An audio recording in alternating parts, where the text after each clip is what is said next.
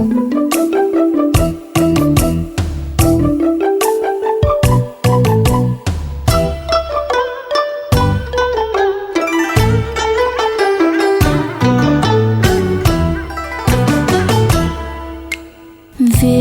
đây bên nhau ta nối lại tình xưa, chuyện tình mà bao năm qua em gói ghém từng kỷ niệm.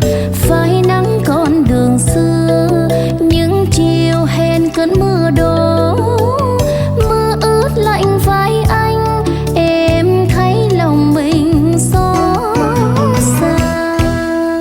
Mùa thu năm nào anh với em gặp nhau, tưởng rằng mình quen nhau thôi, khi đã biết thì yêu rồi.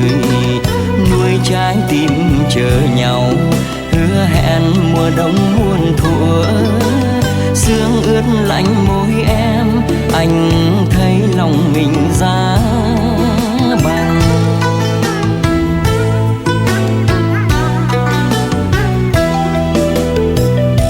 Nhưng không ngờ định mệnh chia rẽ cho nhau, cuộc đời đôi ta hai lối, em xét bút giữa trời đơn côi. Còn anh chơi vơi ngày tháng bơ vơ nơi miền xa vời vợi, chuyện dĩ vãng buồn lưu luyến chưa hề phai.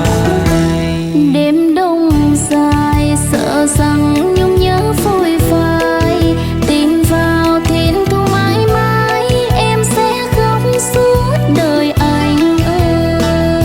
Thì em ơi em, vì nghĩa xưa đôi ta về xây mộng lại, chuyện cũ sẽ vào dĩ vãng sẽ nhạt phai.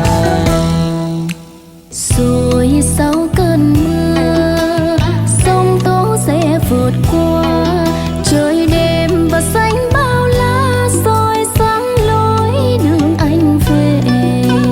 Chim én mang mùa xuân, xóa mơ niềm đau năm cũ, anh sẽ về bên em, ta nối lại tình cố nhân. Một đêm trăng sao tha thiết thương người xưa, mình dệt mùa thương năm qua, ân ái cố chẳng phai nhỏ. Ta nối lại tình xưa, sống trọn mùa đông muôn